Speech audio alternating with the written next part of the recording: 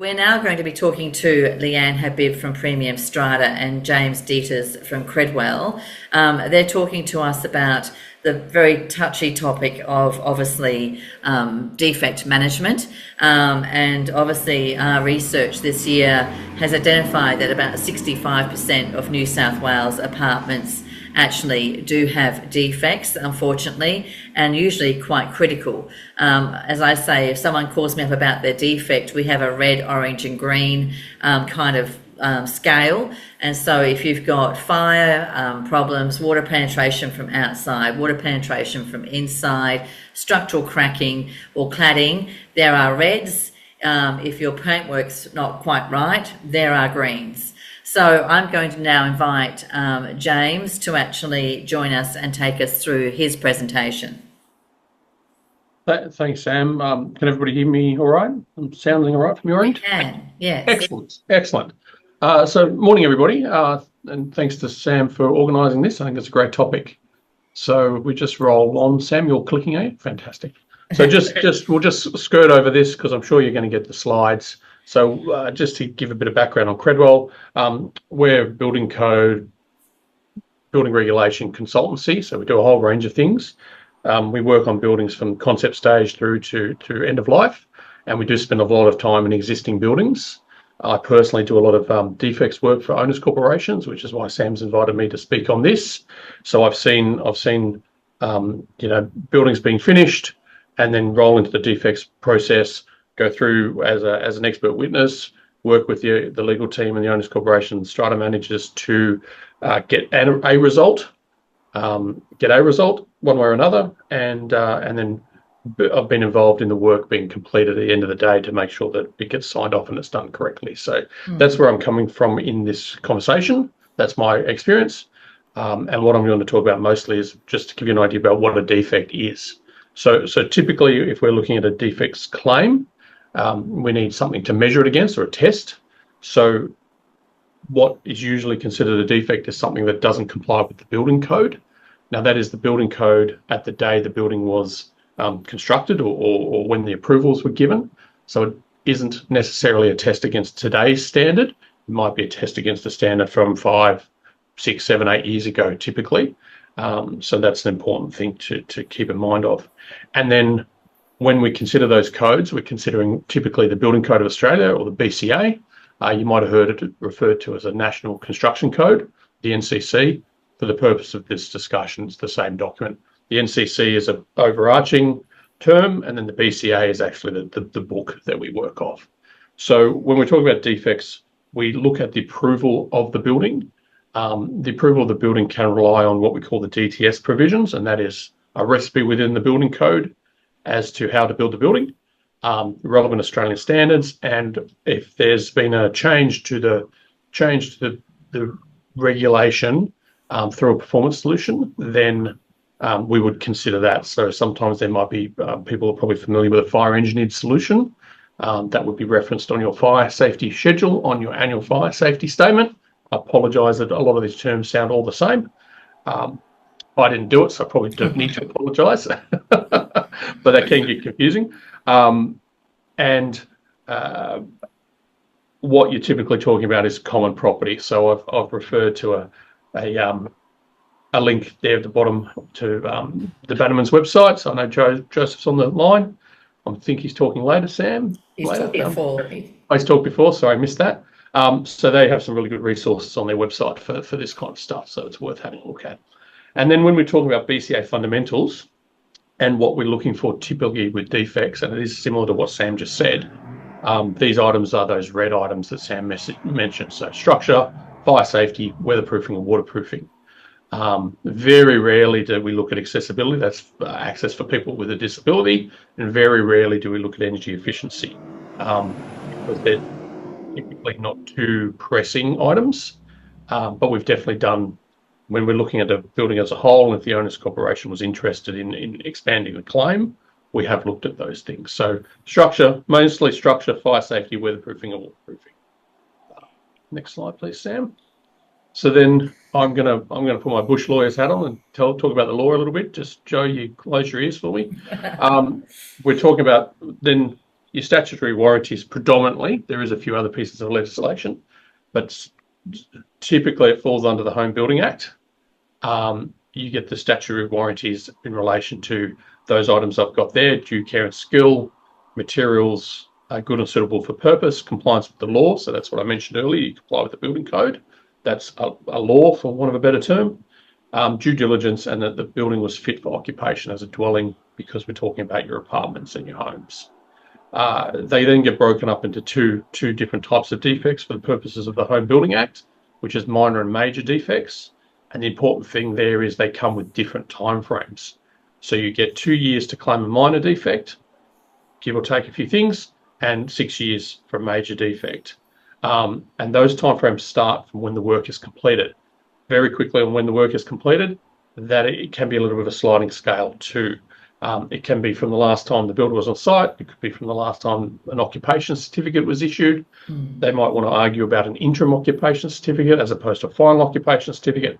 So, like everything with the law, there's definitions that need to be considered and arguments that potentially have to be had, and that's where your lawyers come into it. So if we roll on, please, Sam. So just quickly touching on major defects. So this is your 6-year period items. So they're to do with load-bearing components of your building, fire safety systems. So that's predominantly what I look at for defects. So most of my work is major defects, which is convenient for me. Waterproofing, so things like wet areas, bathrooms. I've seen that argued for balconies, things like that, and any other elements prescribed by the regulations as a major element of the building. So that falls into the regs, and inside the regs they can say something is a major item. So inside major elements, then we look at major defects. Next slide, please. So for it to be a major defect, it needs to fall within a major element. So if we're thinking about structure, we're thinking about fire safety, we're thinking about waterproofing, this is what you then have to show in a defects claim, that it is a major defect because, firstly, again, it's in a major element, and then secondly, it could cause the building to be uninhabitable, could cause a destruction of the building, could cause the threat of collapse. I think it's very important, James, to say that, these are the most expensive items to fix as well. So Absolutely. when you see a major defect, so if you see a crack, as per James's previous slide, you don't dilly-dally, do you, James? You basically get straight onto it. That's right. And it goes back to stuff that was mentioned earlier. The sooner you can get onto things, the better, really. And even a small crack, and you can have surface cracks, so that's a minor defect, so you'll see here. And again, I've referred to the Bannerman website. A thin non-structural crack is probably okay. So if you're thinking about some webbing in your car park slab, which is all surface, no problems. But if you've got a crack in a wall, even if it's very small, that small crack can become bigger. So it's worthwhile having a structural engineer have a look at it to say whether or not it's structural or not, because there's often an argument that gets put forward, and I don't know if anybody's heard this. If it's under 1 millimeter, it's not structural, don't worry about it. Well, all cracks start small, right? They start as no crack and then they get wider. So it is, I have seen cracks where there's an argument that they're not structural, but they are structural. So it is up to the structural engineer and your guys to have a look at it. I think I dealt with the backer slide. And certainly, they say 5 millimeters is your major defect, structural, right? Well, yes and no, Sam. It can be a smaller one, can be structural. That's for the structural engineers to argue. Okay. Yeah, because a 5 millimeter crack has started as a 1 millimeter crack. Correct. So if you see something increasing, and that's why you should actually have a building manager or an inspector come on site and actually do a formal inspection every year, because at the end of the day, Mascot Towers started out as a small crack, right? So, That's photos from Mascot Towers. Yeah, those photos are from Mascot Towers. And then the other thing is a building product that's been identified in the Building Product Safety Act, which was the only product that's been raised at the moment is combustible cladding. So if you've got combustible cladding, it's automatically called a major defect. We'll just roll. We're also seeing that with glass, though, James. So we're seeing a lot of issues with glass exploding in apartments at the moment. Well, that falls in as a structural item. Well, again, this is where my stuff with fire safety is easy, because if it's fire safety, it's a detection system, sprinkler system, a hydrant system, it's an egress system, easy. If you have a balustrade, then there needs to be a discussion about whether it's a major element, in that it's structural, and then there's an argument usually from either side that, so the owners corporation side will say yes, it's structural because it is a structural element in that it stops people falling off. It has a structural requirement. But then the other side will typically try and argue that it's not necessarily a structural element because it's not holding up the building. So that's where that stuff can get a little bit grey. Just mindful of time, very quickly, the minor or non-major defects, they're usually cosmetic, small things like that. So if we go on. And certainly we just had a question. So if you've got water penetration coming through your bricks every time that it rains, is that something to be concerned about? I would say yes, right. So we're in unison about that. Right. It needs to fall into, again, to prevent an argument, because it is a legal argument as to whether something's major or non-major or minor. There can be an argument put forward that is not a major defect, because it's not. If the brickwork is non-structural, so a lot of brickwork is non-structural. It's face brick, and water coming in that way is weatherproofing rather than waterproofing. There will typically be a discussion about whether or not it is a major defect. Which, if you get in within that, if you make your claim within that 2-year period, you don't have to have that discussion. Yeah. So that's why it's important to trigger these things as early as you can. And water penetration is such an insidious thing, because of course then you have the mold, and then you have health issues, and water will find a way, as we know, in the construction sector, right? Yeah, water always finds a way, unfortunately, and it can be a leak 3 stories up and 50 metres to the right, and the water pours out over here. So, it's an issue. So very, very quickly, so I think Sam's already mentioned the defect frequency, the AAA survey, which is worth having a look at if you can get hold of it. 63% of experienced defects, 24% of those experienced defects have had their defects fixed, so that's great. Further 51 have some fixed but not all, and then 24% haven't had any fixed. Now, I'm a bit pessimistic, and I guess I work in the defects area, so I actually think the numbers are probably worse than that, because every building I walk into, I find defects, unfortunately.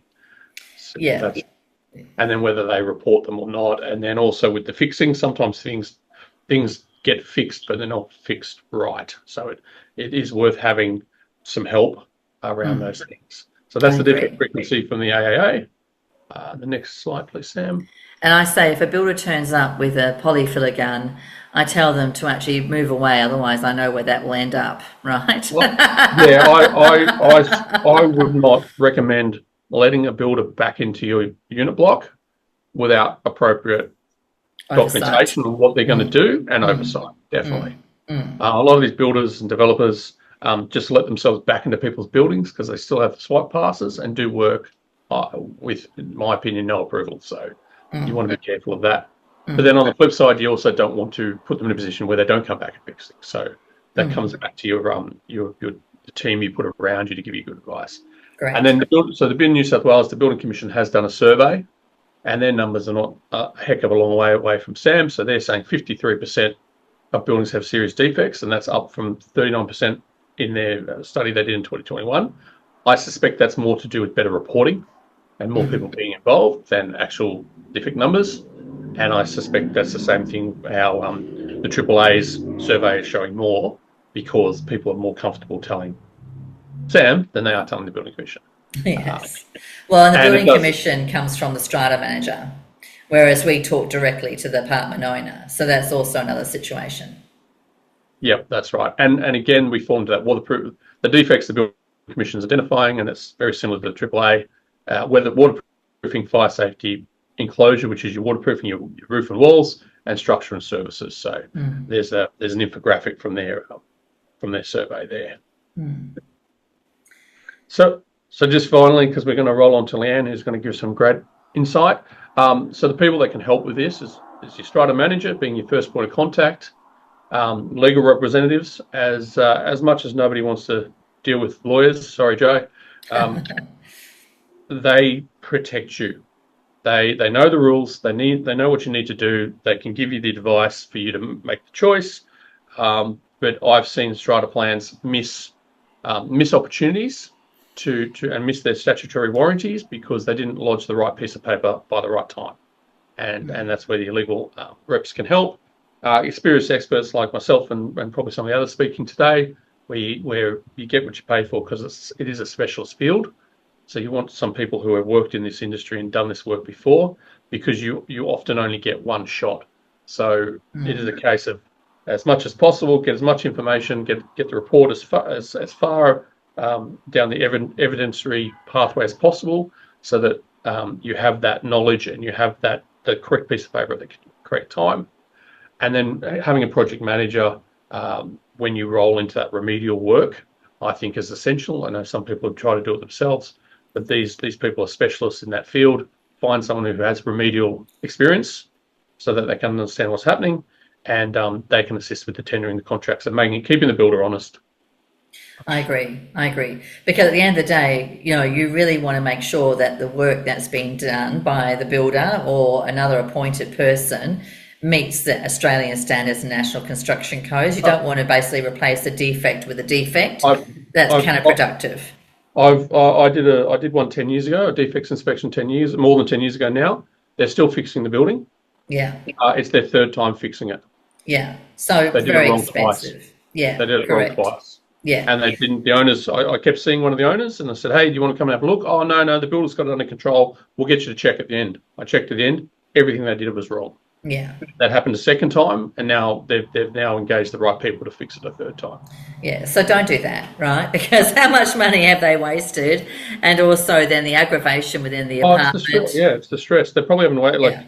At the end of the day, the builder's paying for it, but it is a lot of effort on behalf of the owners and a lot of disruption. And they've probably lost money if they've tried to sell units, all that kind of stuff. So get it right the first time. That's exactly right. That's it. And now over to Leanne. Thank you, James. I appreciate that. Leanne, are you there? I am. Thank you, Sam and James. That was a very good overview. Defects can be complex, and doesn't matter how much we sort of go over defects, it's always challenging. So I'm hoping today to walk everyone through what an owners corporation needs to consider. And it's really going to be covering the reporting the defects, the compliance and approvals, the record keeping, interim measures whilst we've got warranty claims or waiting on builders, we still have an obligation, and then just supervision and quality control. The communications is essential, as well as the financial management, because we still have to manage the financial expenditure and commitments throughout this process. But I'm going to skim through the slides because I'm mindful of time. So why is defect management matters? It matters because, more importantly for me, the main thing is it safeguards the rights for lot owners. You do have a statutory warranty under the Home Building Act and Design Act, so it's very important that we're managing the defects to safeguard that position, as well as it ensures compliance and safety. It obviously protects and preserves the overall value of the building and the building lifespan as well. But it's also to ensure that the owners corporation are meeting their obligations under Section 106 of the Strata Schemes Management Act to repair and maintain that common property. And in particular, as you heard from the Commissioner this morning, they've also tightened up those obligations on owners corporations. So over to the next slide. That means the fair trading can come in. So if they have a complaint about water ingress, they can come in without your permission and do an intrusive investigation. So you want to avoid that, really, Leanne, don't you? And actually be proactive as a committee. Absolutely. And that's what I'm going to touch on later too, about some interim measures, because it's really important when you've got a defect claim or you're waiting on a builder, you don't want to compromise the rights that you're entitled to as a lot owner and owners corporation, but you also still want to ensure that you are meeting those compliance and regulations so you're not hit with a rectification order by fair trading. So reporting defects early and accurate is really important. So generally you have your pre-settlement defects and what I call post-settlement defects. And I encourage owners to ensure that all the defects are always reported to your owners corporation. Going directly to the builder might not, get recorded, might not get rectified in a timely manner. The owners corporation need to know what those defects are as they arise and as you become aware of those defects. It's very important to centralise them. We generally put them on a defect register, or there's a few apps at the moment out there at the moment that can help you manage the collation of defects. And I say that because when you're getting a lot of emails back and forth and phone calls reporting defects, it becomes very hard to control and collate all that information in a centralised register that will then assist experts when you engage them. Because I always say often, and James, as good as you are and all these experts, you're not wizards. You can't walk in and diagnose something without being told of the symptoms or being alerted that, during rain, water comes through this section of the apartment. So having a centralised defect will help that expert when they do come through. It helps with litigation if that's the path that the owners corporation are forced to take. So it's really important to have them properly documented. Engaging independent experts early for scoping and reporting, I think, is essential. Again, we can see something's not right, but not having the expertise, it's very important to have a report that not only reports that there's a defect, but why is it a defect? What breach of the BCA is it breaching or it doesn't comply with? So it's very important to have that. And you touched on it, James, too, to ensure that when builders come in, they're not just doing a fix or any fix, but they are applying the right fix. So getting that scope of work correct is very important, especially now with all the requirements under the Design Act. It's got to be a registered practitioner. You want to ensure that that scope complies with the regulations as well. But capturing major and minor, which James touched on, is really important because of time limitations. I'm involved in a huge matter at the moment, and the first argument both parties have to get over is the time limitation. And it's, again, interpreting legislation on what is major and minor. Unfortunately, there isn't really a very detailed listing. There is some guide, but then you have to interpret what is major and what is minor. So I'm a big believer, get in early, document it early and report it early, so you're not having that first debate in any litigation, but you are focusing on rectification. Approvals and compliance is very, very important. So often throughout rectification, whether the builder's coming back to fix or you're agreeing, through a settlement, you have to alter the common property or you need to get approval from council because the only solution is impacting common property that needs the consent of the owners, or you need to get a DA or a modification to a DA. So it's really important that just because it's going to happen under warranty doesn't mean you can ignore regulations. It's important to understand if you need to get council approval, or if you're altering the common property, you need a general meeting to get a special resolution as well. So that's really important. I always recommend to use qualified experts. Don't try to do it yourself. Don't try to document it. Of course, you're reporting what you know, but always rely on qualified experts, because I'm a big believer that the experts are either making or breaking that claim or ensuring a good outcome. And just as you said, Sam and James, other schemes have done it multiple times, so it's important to get it right from the outset. Ensure as well that you are getting approvals when you are engaging experts and lawyers. Especially with the legislation, there is restrictions on legal expenditure that a committee can approve versus what can be approved at a general meeting. And when you're in litigation, sometimes you've got to act quickly. So I always recommend that you have a general resolution at a general meeting where you empower your Strata committee to be able to engage those experts and those lawyers without having to stop and go back to a general meeting. Because sometimes, time limitations aren't always on your side. So getting those approvals from the outset is also a good tip. That's very clever. To be forewarned is forearmed, right, Leanne? Absolutely. And then supervision and quality control. I think this is where you can definitely spend your money well. I'm a very, very big supporter of having independent eyes and ears on your behalf. So even if you have a builder rectifying, you're at the end of a settlement, you've agreed on rectification, you want to make sure that the agreed scope is going to be executed. You don't want to be in the same situation in years to come. You don't want the work that they're doing to be defective again. So how you can mitigate that is having supervision, which is generally a superintendent. They're coming in at very important hold points to ensure, okay, the membrane's been applied correctly before they tile over that membrane. Okay, the threshold detail around the sliding door, for example, has been installed correctly before they put the door back in and cover it all up. So I think that's really good money. It also, if you are even just engaging a remedial builder that you're paying for those works, it allows them to verify the progress payments that this builder is claiming. Have they really done 100,000 worth of works? Do I release 100,000? So independent eyes and ears is a very strong recommendation on my behalf and something I've been a very big supporter of. But it allows you to quality control the work that's been done throughout as well. I agree. So interim measures, this is something that we implement quite often with a lot of our schemes because we do a lot of new developments that, do have claims or rectification that's pending on a builder. You need to ensure you take interim measures, and even if it's to remove mould to make the lot safe and habitable, even if it's structurally an issue, then you'd bring in engineers to see if propping up, that area to avoid it from getting worse, or isolating an unsafe area, closing it off completely so that there is no access. It's really important to do that. And keeping log of the works and photos and costs is also essential. And I'm going to talk about an out-of-pocket cost register shortly.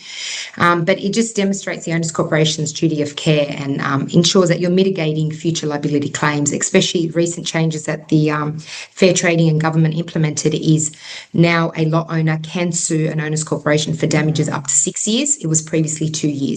So they are really looking closely at that. And for me, taking interim measures is mitigating those risks and damage claims that potentially can arise. I agree, because it shows that you're doing something, even though it might be not the ultimate fix, right? But there's always steps that you're taking, and that also applies with insurance too, right, Leanne? If they want to revoke the insurance, they're going to need to see that you're taking steps to rectify that issue. Yeah, that's a very good point, Sam. And it's acting reasonably. So the insurers as well as Fair Trading are going to look at, are you taking reasonable steps, or are you just sitting on your hands and saying, you know what, it's up to the builder, I'm waiting on the builder. It's great. And you don't want to compromise your warranty rights. You still want the builder to do it, but you want to take interim measures where you can as well. Squeaky wheel. And then final management and decision making. So I always say, we were involved in the Opal Tower, of course, and we always say there's multiple issues. You've got rectification, you've got interim measures we just spoke about, you've got approval levels that we spoke about, but you've also got the management, financial management that you have to stay on top of while all these decisions and progress is happening, because everything comes at a price. Nothing's done at free. So it's really important that you are budgeting for the expert advice, the legal costs and rectification works if you are having to pay for them, or any interim measures.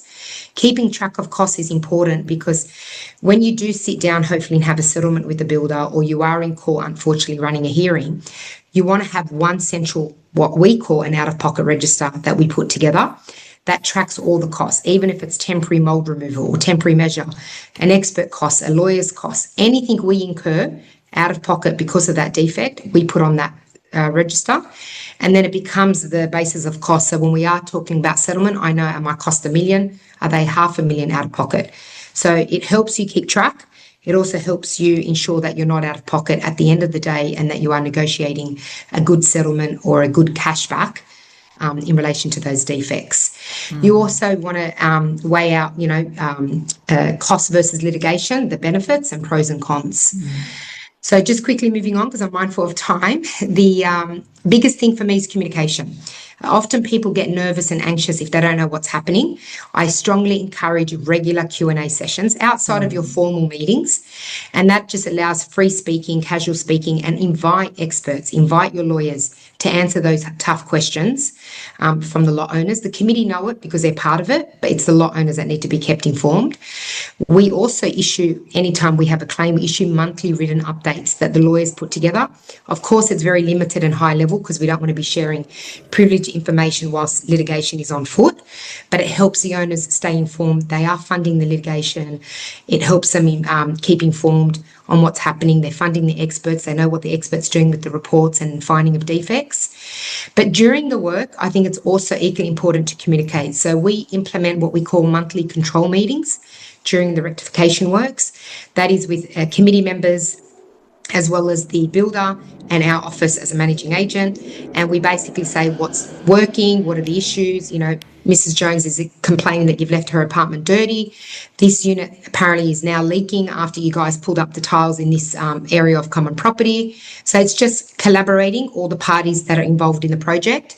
And then fortnightly site meetings are experts like James, where he comes in and checks that the works are happening as per the scope of works and walks around with the builder, any variations they can discuss and so on. So for me, it's very important to provide regular updates.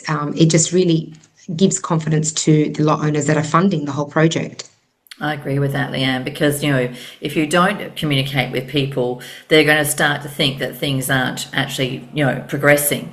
And as we all know, defect management is like a Pandora's box. So basically, often if you've got a waterproofing issue, and we've seen this, up come the tiles around the pool area, and then suddenly, that uncovers something else that's not right. And so it can cascade like that, like a domino effect, okay? So it's very important, if you've come across another issue, is that you do communicate that with your owners, because, we all get defect kind of like weary, right? But at the end of the day, if you're the committee and you're kind of like championing these changes, you really want to make sure that your owners are behind you and they know that you're working in their best interests, and that way then you can stay harmonious. Yeah, absolutely. And owners, I always say, aren't anti doing the right thing, but they just need to be kept informed. And half the time, they just don't know what's happening to be able to support it, or they vote things down because they're not well informed and not well advised. So that's essential.